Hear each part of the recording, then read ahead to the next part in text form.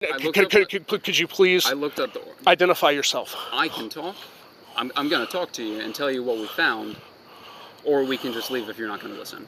Okay, that'd be fine. Yeah, I mean, I'm supposed to be talking to Andy Elmore at the Health Department and Sergeant Joshua Ludwig about the dismissiveness and refusal to enforce by officers 3 times so far. Okay, so long story short, there's no violation.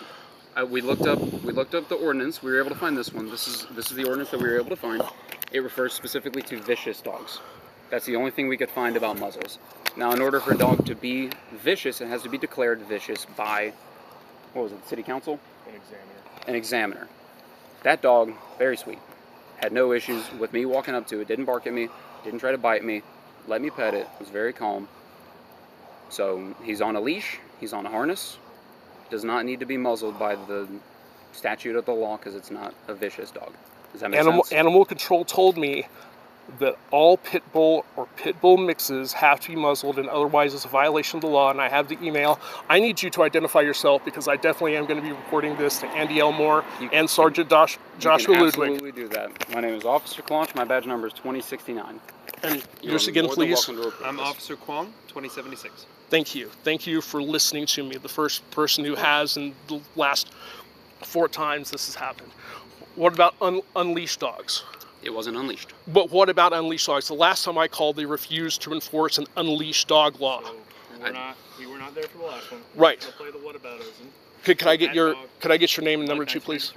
I'm sorry? Mud, 1993. Thank you. It is not. We're not going to play the whatabout game. That dog that you called about today, that we are here for today, we were not there for the last one.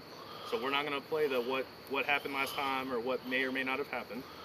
This dog is on a leash, on a harness. It's very sweet, not vicious.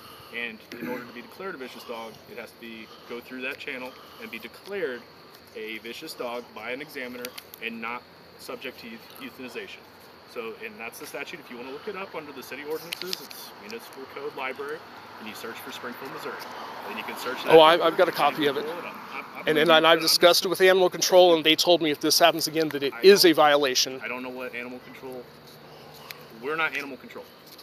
But from the animal statutes through the city ordinances that we can find, that is the only thing that refers to muzzles, and it specifically refers to vicious dogs, which have to be declared through a civil process.